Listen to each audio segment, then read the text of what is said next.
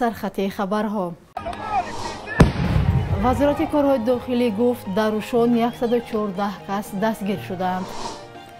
در دوشنبه مانع نمایشنامه منقول شدند و با گذشت 3 روز هنوز عاملان حمله به خبرنگاران رادیوزادی آشکار و بازداشت نشدند.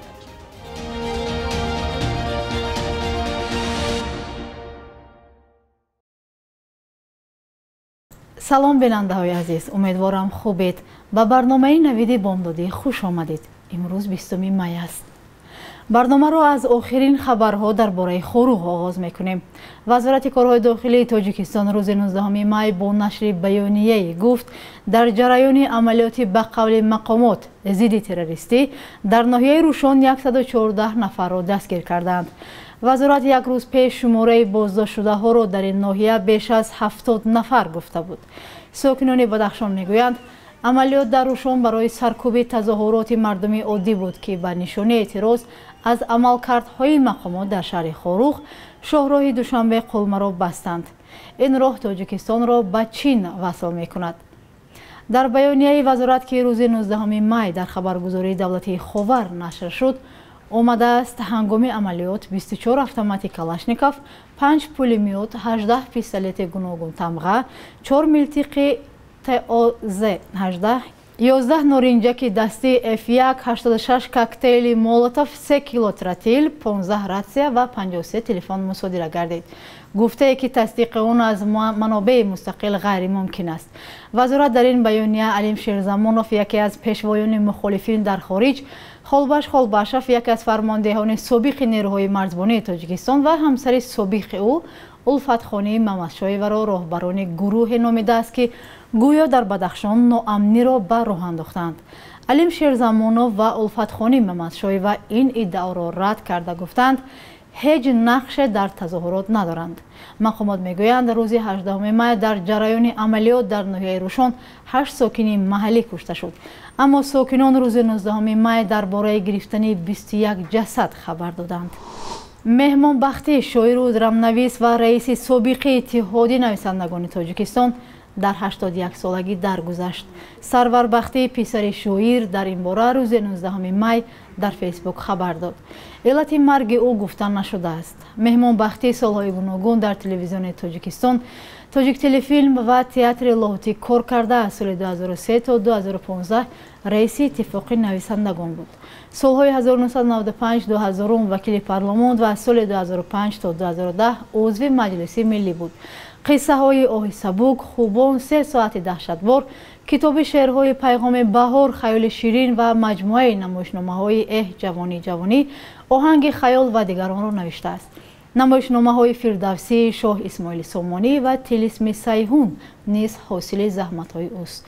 سال 1988 جایزه به نام عبدالله رودکی و سال 2014 مدال ادبی بین‌المللی به نام میخائیل داستایفسکی را گرفته است. با گذشت نزدیک به 72 ساعت و با وجود مراجعت‌های رادیوزادی به وزارت کارهای داخلی تاجیکستان هنوز عاملان حمله به خبرنگاران رادیوزادی آشکار و بازداشت نشدند. از تجهیزات‌های ربوده شده این همکاران ما نیز تا هنوز خبری نیست. سرونازی روح‌الله این موضوع را پیگیری کرد. 2 روز پیش در همین محله و عیناً در همین مکان با همکاران ما از رادیوزادی و از بخش نستایش ورمیا از سوی افراد نامعلوم حمله صورت گرفت. حالا از همکارمون جزئیات این حمله را میپرسیم که چگونه رخ داده است.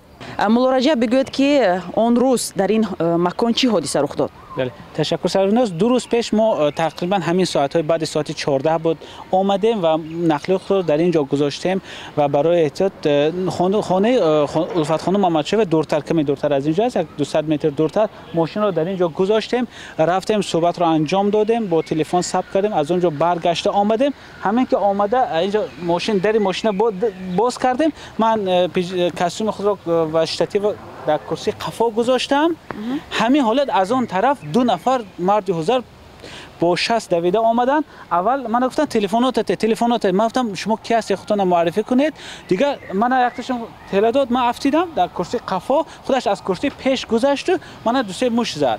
تو حاضر از این تجهیزاتی که از شما را بوده شدن چه خبر است؟ برگردوندن شما چیکار کردید؟ به مقامات مراجعه کردید؟ بله، در عموم از من 2 تلفن و از همکارمون برادری 1 تلفن 3 تلفن گرفتن. ما همون روز بعد 2 ساعت رفتیم به شعبه کارهای داخلی ناحیه سینا، از ما مفصل بیانات گرفتن، ولی تا حال نه که به ما هیچ خبر ندادن از نتیجه تحقیقات. حتی ما چندی مراتب است که زنگ میزنیم به مسئولین شعبه کارهای داخلی ناحیه سینا، به خصوص به معاون سردار شعبه آید به کارهای اپراتیوی جستجو، حتی او به زنگ‌های ما جواب هم نمیدهد. خودی همان روز و بعد از 20 دقیقه زیادتر همکارانی ما از بخش نستایش ورمیا هم برای صحبت با افت خانم محمدشاه و به نزد او آمده بودند و به آنها نیز همین حادثه رخ داده است. و حالا از همکارم انوشروان عارفов جزئیات حادثه را میپرسیم. ما بعد از اینترویو با الفت خانم با ماشینمون شدیم. این تیرزای همین ماشینم با پایون بود. 2 تلفن دستی هم در دست خودم بود. همین یک کمری سفید همینجا اومده ماشین ما محکم کرد. برآمدمون نموند. 3 نفر پریدن، 2 نفر از اون طرف رفتن، 1 نفر از این طرف خودم رفت. من اول نفهمیدم چی گپ شد. من گفتم اکا سلام علیکم، ماشین تا نمیگیری؟ میگه هو سلام علیکم. دستم هم خیلی بود. قپیدگی بودم، تلفن از دستم قپید، 2 تلفن کنده گرفت، کیسه خودش بمون. بعد من در کشوده برآمدم، گفتم چی گپ اکا؟ خودتون معرفی کنید گفتم. من هم خیلی قپید، خب کن. حالا شما دا میتیان چیزاتونم. گفت کامراش هم گیر. من و اکای نسیم گفتیم که این کامرا هیچ ندارد، همون کارتش رو گرفته شد، دیگر هیچ ندارد، نه کامرا هم میگیریم. گرفت همین ماشین با کامرا موند، از اکا نسیم اکای و هم تلفناشون گرفته که سوار شدم با ماشین. من گفتم من نمیرم، من که شما میرم گفتم. راو گفتن همینجا با تو خوردن اون طرف برفتن که ما بعد از رفتن اونها دیدیم یگان کامرا نیست اونجا، با که نفهمیدیم کدوم طرف و دیگر گوره. نمایش منقور ترکیبی مزروی اثر دروهای برونی چنگیز ایمتов و در کارگردانی برزو عبدالرزاقов که باید شامی امروز 20 می در تئاتر پدیده دوشنبه روی صحنه می آمد بازداشته شده است. در این باره بعضی از اشتراکداران نمایش در فیسبوک خبر داده اما سببش را شرح ندادند. دلیر امامعلی خبرنگار و هنرپیشه تاجیک و یکی از اشتراکداران نمایش در صحیفه‌اش در فیسبوک نوشت no comments، یعنی بدون شرح. منابع آگاه گفتند مقامات روز 19 می از مسئولان نمایش خواستند آن را برگزار نکنند، ولی دلیل پیش نآوردند. وزارت فرهنگ تاجیکستان نیز رسما چیزی نگفت. معلوم نیست نمایش موقتا بازداشته شده است و یا در آینده روی صحنه خواهد آمد. این نخستین نمایش برزو عبدالرزاقов کارگردان شناخته تاجیک در چند سال اخیر در دوشنبه است. او مدت‌ها باز در قرقیزستان و قزاقستان و ازبکستان کار می‌کند. بخش یک روز تاریخ از مهمترین تحولات تاریخی خبر می‌دهد.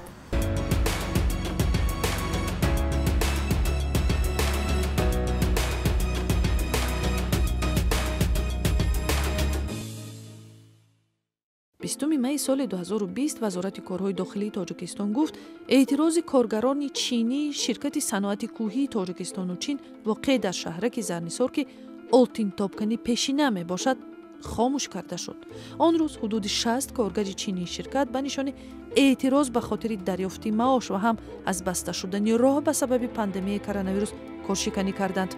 مقامات گفتند از راه مذاکرات این بحران حل شد. کارخانه سال امکان کارکرد 1 میلیون تن معدنی سربروح را دارد. 20 می سال 2015 وزیر معارف تاجیکستان نورالدین سعید گفت از سپتامبر آن سال تمام لیسی‌های ترکی در کشور به مکتب‌های خوانندگان بالیاقت تبدیل شده تعلیم زبان ترکی نیز لغو می‌گردد. کارشناسان گفتند بستن مکتب‌های موفق ترکی در تاجیکستان در مشورت با انکره کرده شده است که این مؤسسه‌ها را مربوط به روحانی مخالف حکومت ترکیه فتح‌الله گولن می‌نامند. 20 می سال 2020 در دوشنبه سیف رحیمزاده افردی نویسنده و رئیس کمیته دولتی تلویزیون و رادیوی تاجیکستان کشته شد. قتل او را ادامه سلسله کشتارهای شخصیت‌های معروف جامعه می‌نامند که ба иттиҳоми мақомоти расмӣ кори дасти гурӯҳҳои марбут ба мухолифи ҳукумат мебошад. 20 май зодрӯзи ду шоири маъруфи тоҷик Муъмин Қаноат ва Лоиқ Шералӣ аст ки ҳарду барои рушди фарҳангу шеъри тоҷик умри худро бахшиданд. Муъмин Қаноат дар 86 соли умраш бо шеъраш даъват ба худогоҳӣ ва худшиносӣ кардааст. Лоиқ Шералӣ 59 сол умр дид, вале яке аз мардумитарин шоироне буд ки бо як шеваи нишонрасу раво аз ватану миллату ишқу муҳаббат ситоиш кардааст.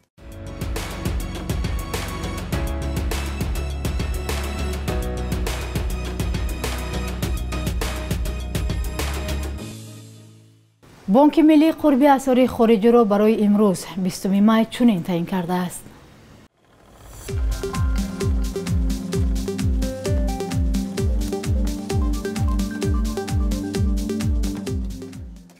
бинандагони азиз, ин охирин барномаи навиди бомдодӣ дар ҳафтаи равон буд.